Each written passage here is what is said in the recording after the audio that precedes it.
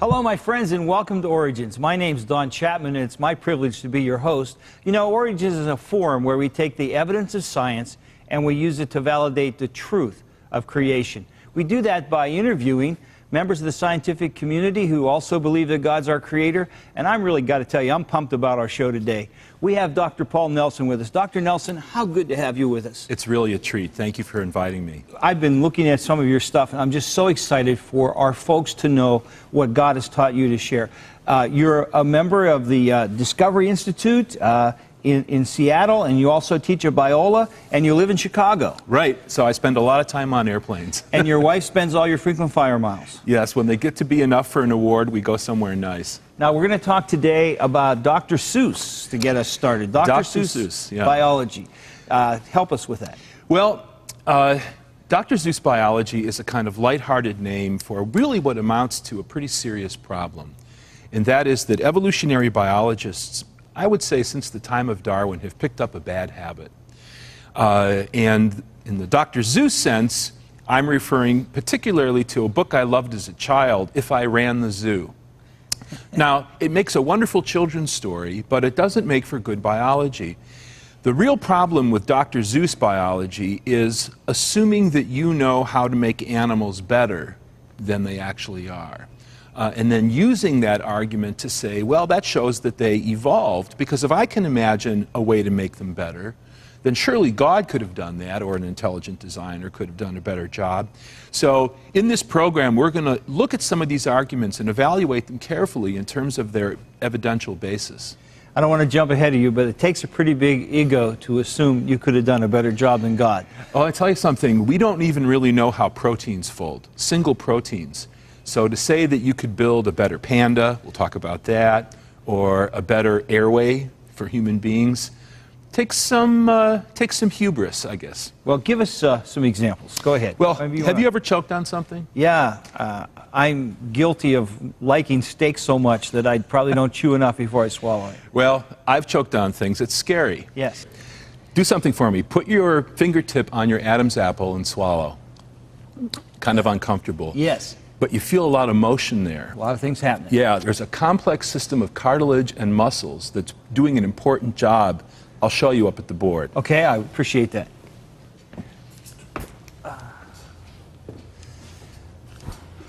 When we swallow, we're not conscious of it most of the time, but right in here, there's an important structure called the epiglottis. And what that does is, as we're taking in food or water or swallowing something, it closes over the top of our airway. Our airway is in front, our esophagus is behind it. So the epiglottis is, helping this merging lane here function properly so that when we swallow food or water, it doesn't go into our lungs. Right. Occasionally, however, this malfunctions. In 1999, in the suburb of Chicago where I live, a 12-year-old girl named Casey Fish was playing a game that's very unwise called Chubby Bunny, where you put marshmallows in your mouth and try to say the phrase Chubby Bunny. She was laughing, she inhaled, and a marshmallow lodged right there. By the time they got her to the hospital, she was dead. Oh. She'd be in her, mid-20s now. It's a tragic story. So this kind of design raises questions for many evolutionary biologists. They say, why would God have done it that way? Why is there that merging lane there that runs the risk of choking? And they say, I could have done a better job. These arguments are quite ancient. In fact, you can go back before Christ and find them in ancient literature. Lucretius was a Roman poet, a follower of the Greek atomists, and in his classic poem on the nature of things, philosophical poem, he said, I can show you that this world was not made by God. Too much is wrong with it. Now these arguments come into the present. Well, first, let me show you how they work. In the atheistic version, you begin with an idea of God, here illustrated as a geometer building the universe. Then you say, well, if God's like that, if God's an optimizing, benevolent creator, then the world should look a certain way. But, an evolutionary biologist might say, it doesn't look the way we expect it to, therefore, God doesn't exist. Now, that's the atheistic version of the argument. That form of argument, I call it a species here on the slide, comes into evolution by way of the Enlightenment. So Darwin, as a young man, not young here, but at the time he was doing his most creative work, he was reading David Hume, Yes. and the other Enlightenment figures, but they took their inspiration from these ancient Greek philosophers. So you see there's an intellectual lineage here coming right up to Darwin. But Darwin does something very subtle and very powerful. Instead of making the atheistic argument, you know, the one I showed just a moment ago, that God doesn't exist, Darwin does something that's really much trickier. What he says is, okay, let's start with a particular conception of God, and if the world doesn't fit with that, then God must have acted in a way different than we expected. He didn't create things directly, but rather he used natural laws to build. So Darwin wasn't necessarily atheistic. No, in fact, it's hard to say that Darwin at any point in his life was an atheist. When he set sail on the Beagle, he was really a Bible-believing Christian, Right. at least by all exterior signs, and gradually lost his faith over a long period of time, and was very careful not to argue directly for atheism in his writings. This argument is not an atheist argument. No, it's not. Yeah, it's saying... It begins with God. It begins with God. In fact, you need a model of God to make the argument work. So he kind of blames the process more than he blames God. Exactly. Yes. So, here's a cartoon version of what's going on. We've got a nice chocolate eclair here and a carrot, and God in his sort of white beard form is putting 2 calories in the carrot and 12.50 in the eclair. And I can tell you, Chicago is well supplied with first-rate bakeries. Yes. There are many mornings I'm walking by, I wish the signs were switched. Yeah. They're not. So that's a cartoon explanation, but these arguments actually play an important role in evolutionary theory. So when I was a graduate student, for instance, I used this book. This is a technical monograph published by Oxford that you'd use in a graduate course, written by George Williams, who was one of the leading evolutionary biologists of the 20th century. So you'd see a book like that, you think there's going to be no theology in there. In fact, when you look at the book, Williams says, we're plagued with these design flaws. He mentions several. One that he focuses on is choking. Why do we choke if we're designed by an optimizing creator? Stephen Gould, with whom I interacted a little bit as a student, made a famous formulation of this argument where he used the panda's thumb. I'll come to that in just a moment, but what Gould said is this principle of imperfection was Darwin's most common guide. Gould calls it the panda principle because of his favorite example, the giant panda. He said, we've got these structures that we see in nature, and they look kind of like kludges. Not good design. Why would God have done it that way? So here's the panda, beautiful, entertaining creature. If you look right here, the panda is gripping bamboo in its forelimbs in a way that's really remarkable when you examine the details.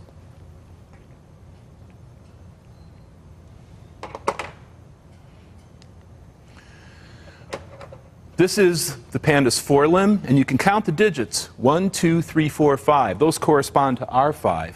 But over here is a kind of structure that looks very much like a thumb. It's called actually a pseudothumb. In us, this bone corresponds to the radial sesamoid, which is a bone in our wrist. But the panda's radial sesamoid is very well developed, and there's a hairless groove here that the panda uses to hold the bamboo. Now, Gould looks at this and he says, gee, that's dumb. That's not as elegant as our thumb. Here's how he actually puts it. He says, this proves evolution. Odd arrangements and funny solutions, like the panda's thumb, are the proof of evolution. Now, that's a pretty strong claim, Yeah, saying you've got proof in proof. science is a pretty demonstrative term. Right.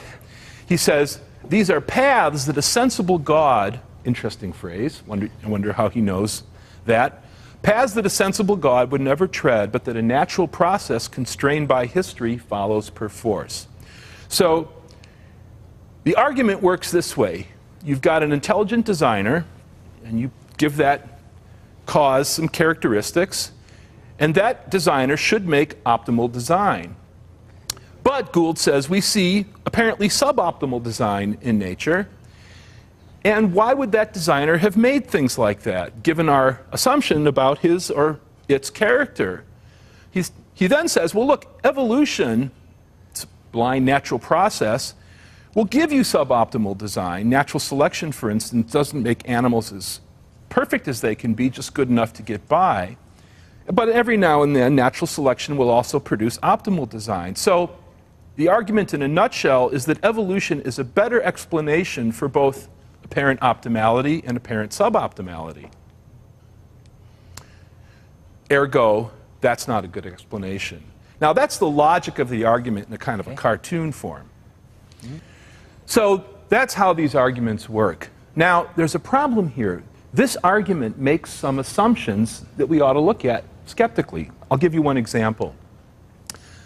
Douglas Fatuma is an evolutionary biologist who is very concerned to defend the theory against critics like me.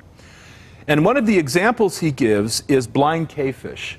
These are Mexican tetras. They're quite remarkable. For instance, they've lost most of their pigment. Yes. They're living in total darkness, so they don't need it to protect them from UV light. But what's most interesting is they have here what appears to be a little tiny bit of an eye. It doesn't actually function as an eye. There's enough there that you could see that it used to be an eye. So Fatuma says, you know, why would a designer do that? Give a non-functional eye to a fish like this? Is this wise design? Now, what is he assuming? Well, he's assuming that there's been no change in the history of this species. Let's take that same cavefish, however, and ask two defenders of intelligent design what they think. So you can take the same creature and put it in front of Wayne Frere and Percival Davis, two biologists who advocate intelligent design. Looking at this same species, they say what's happened is pretty clear. The ancestors of these fish were isolated in a cave, and in a cave environment where it's totally black, an eye is actually a bad thing to have because it can be a site for injury. And you have to put energy into building it. If you don't need it, you can get rid of it, in the sense that mutations to that structure that would normally be selected out of a population are tolerated. The fish gets along just fine, and in fact, it's still interfertile with its ancestors outside the cave that have eyes. So what you see here is a richer, more subtle understanding of creation or design, where something modifies its form with the passage of time.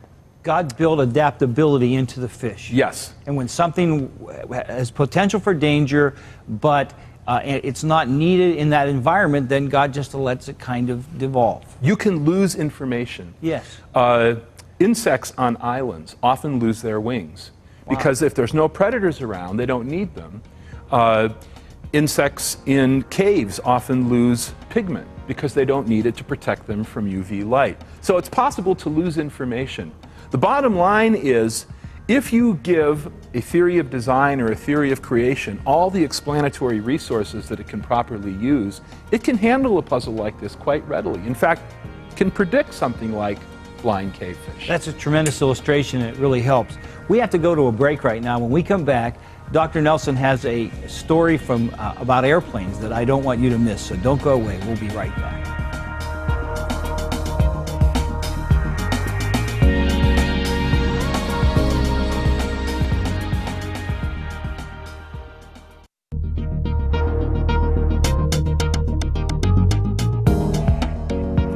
Today's guest on Origins, Dr. Paul A. Nelson, Ph.D., is a philosopher of biology and evolutionary theory. Dr. Nelson is currently a fellow of the Discovery Institute and adjunct professor in science and religion at Biola University. Paul lectures frequently regarding the intelligent design debate at colleges and universities throughout the U.S. and Europe. He has appeared in several films on intelligent design for Illustro Media. One video he would like to make available is titled Metamorphosis. To order the DVD, call 800-266-7741. To contact Dr. Nelson, write to Biola University, 13800 Biola Avenue, La Mirada, California, 90639.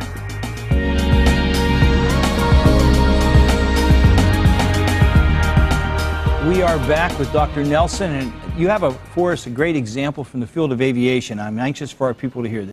Well, let me tell you the moral first. Most people think that it's easy to say what's optimal and not, suboptimal, and it's not. Let me give you an example from military aircraft that's really quite surprising. This is a case where the contractors, Lockheed and Convair, actually told the government, don't send us any more money. Now, that's pretty unusual to tell the government, I can't take your checks anymore. It really is. They requested that these contracts be canceled. The question is why. Now, here is one of the planes. They were trying to build a vertical takeoff and landing craft, which in military terms is a great function to be able to perform. Going up and down right on the footprint of the aircraft. You don't need a long runway.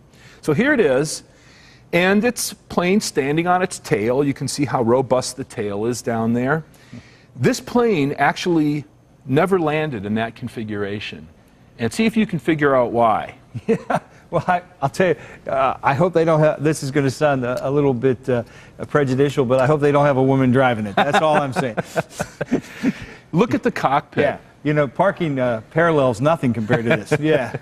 I mean, think about sitting as a pilot in that cockpit and you're trying to land the plane. Really. Unlike owls, we cannot rotate our head in 270 degrees. So a pilot in this plane would have a very hard time landing it. In fact, as I said, it never actually landed. You would have a very hard time knowing how far you were to the ground coming down, because you can't really see down there. You can't see. You can't look out the back of your head. Okay. The problem was the landings, and they quickly discovered you could not even land the plane. In fact, they practiced landing on clouds. Look at the Harrier. Now, this is a workable vertical takeoff and landing design. If you look at the orientation of the cockpit, the pilot can look out and see the ground more or less, exactly as he needs to. The problem is that the plane that we saw previously, you can't do that. So they never actually landed it. Told the Navy, don't send us any more money. And the Navy agreed. That was the end of that plane. In fact, I took that example from a book called The World's Worst Aircraft, which is very amusing. Now, think about this from the perspective of determining optimality and suboptimality. That plane probably took 2 to 3 years to build. They start with an idea, vertical takeoff and landing. Then they say, well, we'll stand a plane on its tail, which is a natural thing to think about doing. The engineers design the plane, the machinists build it. Not until the test flight stage, when they're actually going to try to get the thing up and down, does anyone say, how are we going to land these planes?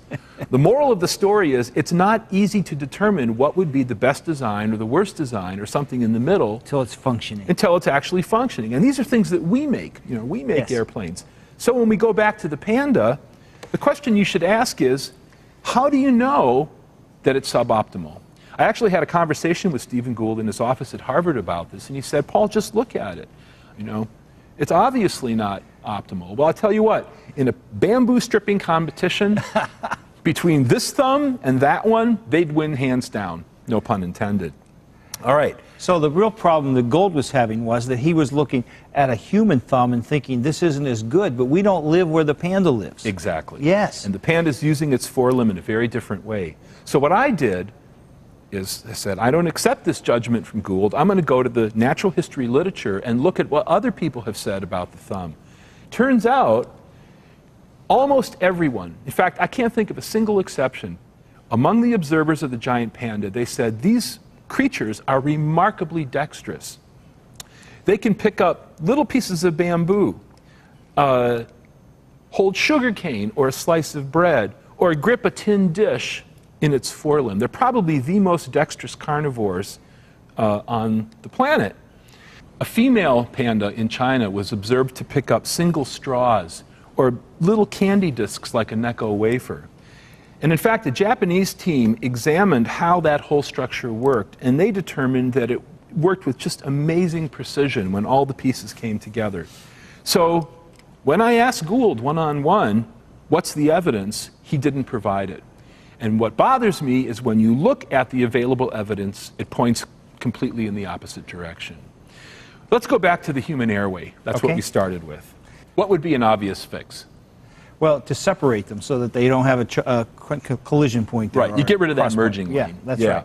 So here's a simple way to do it. You have the air come in through your nose, which is in fact in normal conditions, most of the air you breathe comes in that way. Right. And then food and water this way, and the choke point is gone. Now, think about it. Does that create more problems than it solves? It might if you need to breathe through your mouth. Let's consider some of the problems with this so-called better arrangement. What if you get a cold? Yeah. All gets stuffed up there. Then you have to now breathe. you got to go to the ICU. Right. It's a life-threatening illness. You've lost your backup pathway. What if you're playing basketball or ice hockey, or you've got to run for a bus, and your O2 requirements go way up? Yeah. You got no extra pathway to get more air. In fact, if you're a jogger or a runner or any kind of athlete, you do the majority of your breathing during those times through your mouth. That's right. You see somebody, That's right. Yeah, busting to win a race, and So they're there's no alternate source. There's no alternate source. You've lost your backup pathway, which means your ability to respond to environmental demands has gone down. Yeah. How about what we're doing right now? Talking. And we're doing that with, Air that comes out through our mouths. we articulate speech with Yes. our lips, teeth, tongue, and so forth. So the overlap is absolutely essential to function, isn't it? It's essential for a basic human, feature, speech. Yeah, Once we wow. get rid of our air coming out of our mouth, I think the best we can do is probably honk. We're not going to have a conversation like this. All right. All right, so what's the bottom line? Dr. Seus biology makes for fun stories. It doesn't make for good science. When someone hears an argument saying, I could have done a better job building whatever, the airway, the panda's thumb, the human eye, our back, and so forth, you need to be very cautious in accepting that argument as a statement of science. Claims about optimality and suboptimality need to be supported by evidence. If I told you that my Honda Odyssey is, better for getting a load of groceries home than an Indy car, we can evaluate that. If I told you that the Indy car is better for going around a track, we can evaluate that in terms of a benchmark and evidence. So be very cautious when someone gives you one of these arguments and ask for the evidence. I just think this is an amazing, you've given us an amazing gift in this program. God's an incredible designer, isn't he? Yes, he is. And usually when we think there's a flaw, it's really that we don't have all the information. It isn't that God hasn't done a good job. The flaw comes from our lack of understanding. That's right. And the deeper you dig into biology, when you examine everything that an organism needs to do and all the possibilities that could affect it, what looks to you like a bad design may turn out to be actually a very good design. If you had a very passionate evolutionist sitting here in this chair instead of me, and they listened to what you just said, how would they answer that?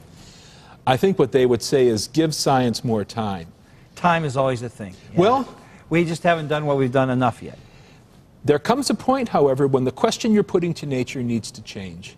And if you're not listening to what nature is telling you, if I can personify her, she talks back to us. Yes. And you need to listen to what she's saying, and if you haven't solved your problem, try something different. Yeah. And intelligent design, is that something different? I think it is. Yeah. I think it opens up all kinds of new possibilities for understanding the nature of life. You know, Dr. Nelson, when I sit in this chair and I have guests like you, it makes me thank God that God made you and people like you with intelligence and with gifts and yet with a love for God that brings you. I know you're talking about intelligent design and I'm talking about God here, but obviously the conclusion comes that this is so complex. Somebody, some intelligent force with a plan in the design made it. Right. And I believe the more evidence we uncover, the one thing I always want our viewers to know is that we never have to be afraid of truth. That's right. And we can search anywhere. Truth's always where you find it. It can always stand on its own, and you can take it with you anywhere. Amen. You know, my friends, I think you'll find that this incredible designer who made us also loves us and wants to know us. And as you know him and know the glory of his creation better, you'll discover that it's God's view he created you. That should be your worldview too. Hope to see you again soon here on Origins. Until then, God bless you, my friend.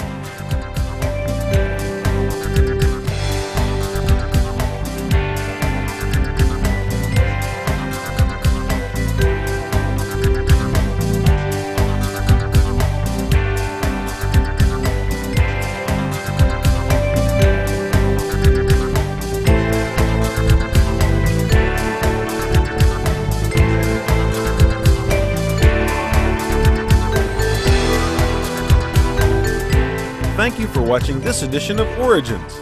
If you'd like a copy of the PowerPoint information presented today, you can download a PDF file from our website at www.originstv.org. Or for a DVD of this series, send a $12 donation to cover shipping and handling and write to Origins, program number 1212, Cornerstone Television, Well, Pennsylvania 15148.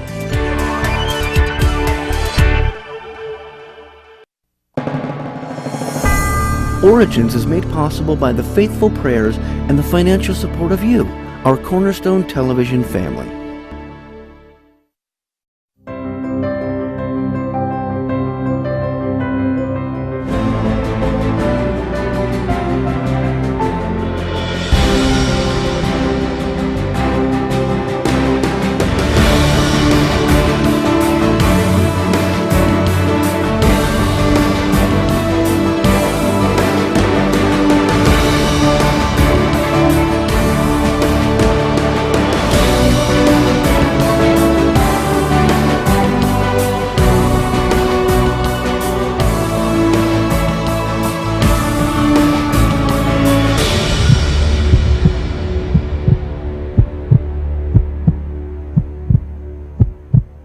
Hello, my friends, and welcome to Origins. My name's Don Chapman, and it's my privilege to be your host. You know, Origins is a forum where we take the evidence of science and we use it to validate the truth of creation.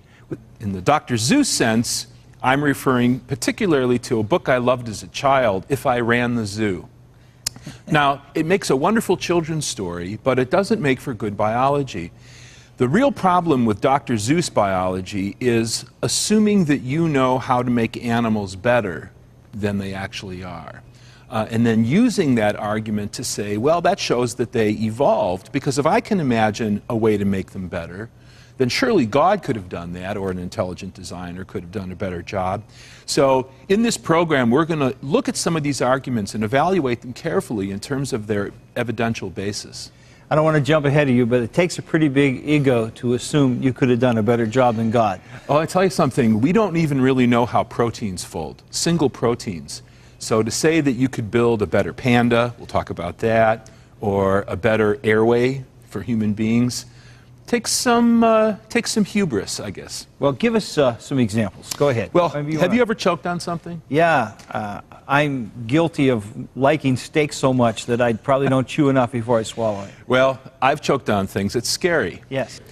Do something for me. Put your fingertip on your Adam's apple and swallow. Kind of uncomfortable. Yes. But you feel a lot of motion there. A lot of things happening. Yeah, there's a complex system of cartilage and muscles that's doing an important job. I'll show you up at the board. Okay, I appreciate that.